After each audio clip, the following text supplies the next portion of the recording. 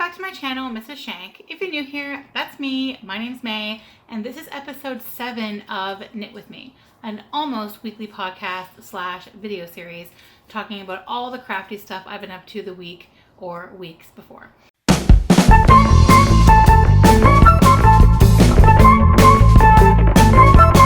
Before I talk about all my knitting, I want to show you these sock blockers that just came in the mail today. They're from Polka Dot Creek, and as far as I know, they don't usually make sock blockers, but they did for the Creekside Yarn Festival. And even though I've never been, I'm aware of it because of the Cozy Up Knits podcast. They make really beautiful yarns, and they also do sometimes some sets, like some kits of yarn for Cozy Up Knits patterns. That's the Cozy Up Knits Polka Dot Creek connection. I just wanted to show you before I get started because I'm going to put some of my socks on these blockers that I made, so I wanted to share where I got them. So it's been about 3 weeks since my last Knit With Me video, and I have finished 2 pairs of socks and made some serious progress on my Allery blouse. I've also done some knitting for work, but I don't think that really counts.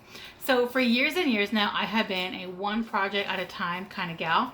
Always one project at a time because I want to actually start and then finish something. But lately I've been more interested in like participating in knit-alongs and things like that. And that has me casting on a lot more before I finish the things I'm actually like currently working on. So my main project right now is still my Allery blouse from Fable Knitwear in Riverside Sock. I showed it in the last video, but I will show you again. This is the original pattern. I'll put it right here. And then this is the version that I'm knitting all in fingering weight yarn. So this sweater has actually been taking way longer than I think it normally would have because the pattern is actually like made to be done in mohair and fingering. So mohair sleeves and a mohair kind of like neck and chest area, like here up kind of thing. And then the rest of the body's in fingering, but I'm doing all of it in fingering. I honestly might even make it again in a red mohair and fingering because I love how festive it looks like that. But anyway, this one is all fingering. And as much as I love the inspirational picture of it done that way, the project page has no notes. So I knit the body as the pattern said, and I think it looks great. I'll actually come down a little just to show you. So it goes like, basically we're about here, okay? So this is like around where the arms are gonna start to connect, and then this is where the keyhole kind of starts. So this much is done, and I think it looks great. It has like the ribbing on the bottom, and then the rest of it, you know, just plain stockinette, but I have to say I do like the way that the colors kind of fall here. And then I'll also show you the sleeves. So this is the sleeve that's completely done, and I'll put it on to kind of give you an idea here. So I started knitting the sleeves as the pattern said, but I quickly realized that that was just way too big and poofy for fingering, and then like it had no wrist shape, so I ripped it back and started again, this time with my own detailed notes, and I didn't like it that time either, so I ripped it back again and adjusted like to make a new sleeve, and now I love it. So I'll just show you how it kind of has this fluted edge here. Obviously this needs to be blocked, and then it's poofy, and then it kind of comes in here, and this is the sleeve I'm still knitting on. I'm not quite done, almost though. You can see this will go all the way up here, and this is not quite there yet, so I still have a few inches to go on this one. But I do love how it comes in, and then it gets big and poofy, and then it kind of comes back up, and then the rest of it's kind of fitted, so we'll see how that turns out. I honestly am so happy with the way that this looks so far. I think it's really close to the fingering weight version that I originally fell in love with, so I will keep you posted. So I was just happily knitting along on that sleeve, the first sleeve, loving how I had fixed it up a bit, and then it was Easter. So months ago, I ordered an Easter egg from the same designer that did the Allery pattern, Fable Knitwear. She's also a button designer and yarn dyer, love. So she had this fun idea for Easter treats for knitters, where you choose your base. I chose sock, of course, and then you can choose single or duo, and of course I chose duo, and then you get 2 skeins of that yarn that are like springy and happy and complement each other. The basic idea is really fun, and then the yarn colors were an Easter surprise. So I was so good, and I had this package here for over a month. I'll show you it here. It was wrapped in springy paper and had a cute vintage Easter sticker, and it was really hard to resist opening it, but I waited, and it was such a fun surprise. So not only did I get this beautiful sparkly yarn, but also I got a really cute Easter Bunny stitch marker. Really, really cute, was not expecting it. And I wanted to use it immediately, like right then. So I wound up the solid into a cake, and I grabbed my Lane sock book to cast on my first sock of the book, and actually also my first sock of the year. I knew even before I got the book which pattern I was going to do first, because I know one of the designers. Her name is Sasha Coe, and she designed the Vervain socks. So I cast on in the afternoon on Easter and finished the first sock maybe 3 days later. I cast on the second sock right away, and I was almost at the toe when the Great Toronto Yarn Hop announced they were hosting a colorwork knit-along. The only rule was that there had to be some colorwork. That's it. So I grabbed 2 cakes of yarn that I had already wound for a colorwork sock pattern from Ewe Knit, so I'd have something for the knit-along. And I'll show that to you right here. I've been wanting to make these socks since they came out. It's a free pattern. I'll link it in the description. They're called the Test Seller socks, and they're a 2-color sort of honeycomb pattern. It looks really complicated, but it's not at all. I used 1 color from Hue Loco, which is the lighter one, and then the darker one is a Forbidden Fibers, both sock. So pretty.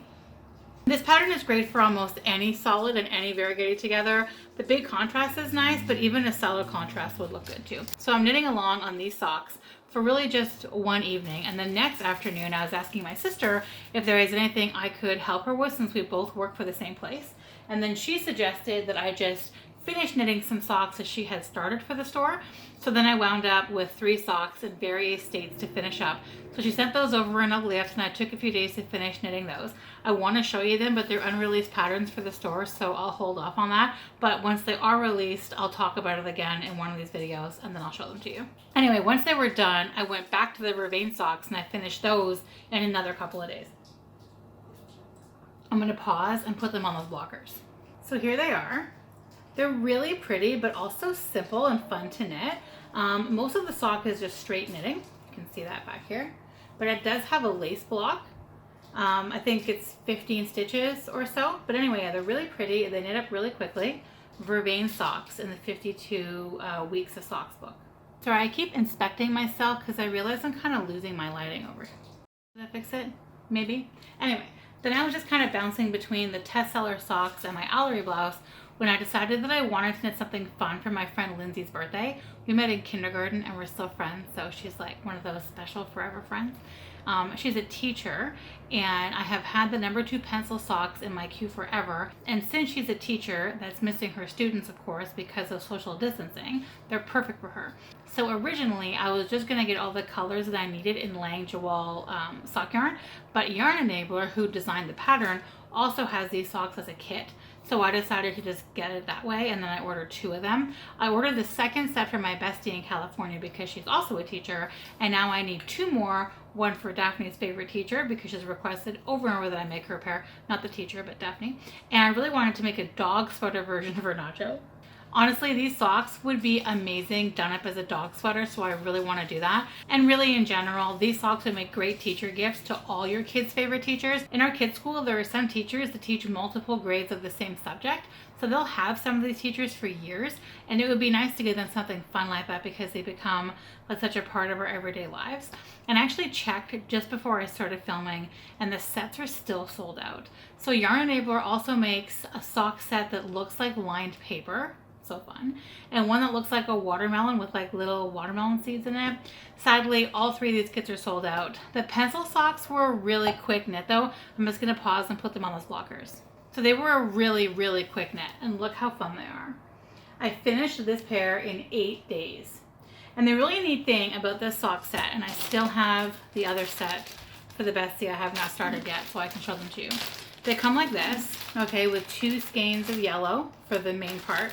And then there are these 2 other like tiny skeins, and in each of them is actually 2 really mini ones wrapped together for the tops and bottoms of each sock. So I'll just show you. Here you go. Okay, so then you wind them up like the pink obviously is the eraser. Let's see. and then the gray is the little metal part, and then on the bottom the brown is like the wood part of the pencil, and then the black or graphite color is like the lead of the pencil. So it's kind of genius. I have never used anything like these before, so I am totally impressed. So basically what I've been doing is I'm working on my test seller socks when I can pay attention, and my Allery blouse when I can't. Because right now with the Allery, I'm on the top of the second sleeve, like I just showed you. So just straight knitting. But full disclosure, I actually left this out on the coffee table while I was knitting it one night, and Nacho got into my yarn and tangled it up so bad that I gave up untangling it. Like, I only have so many hours in the day. So I ordered a new one from Riverside. So when I run out of this, that's all I've got left, I'll just have to wait until it gets here to finish it. Also, my friend Suhyun did a test knit for a shawl that was so beautiful. It inspired me to knit my first shawl. I'll show you hers here. Like, just look at the baubles in these flowers. They're so beautiful. The look of these flowers and the way the Shibui Reed drapes in her darker sections made me want to try this out. And I've done all kinds of knitting, but I've never done any shawls.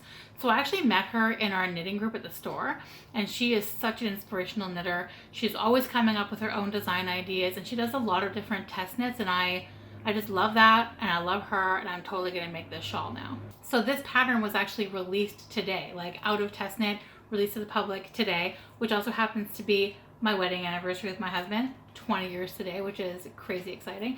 So I'm gonna like nickname it my anniversary shawl. It coming out today was just sort of extra fun that it comes out like on a special day for me, and I've never done a shawl before, and I'm madly in love with it, and Sue's such an inspirational knitter to me, and blah blah blah.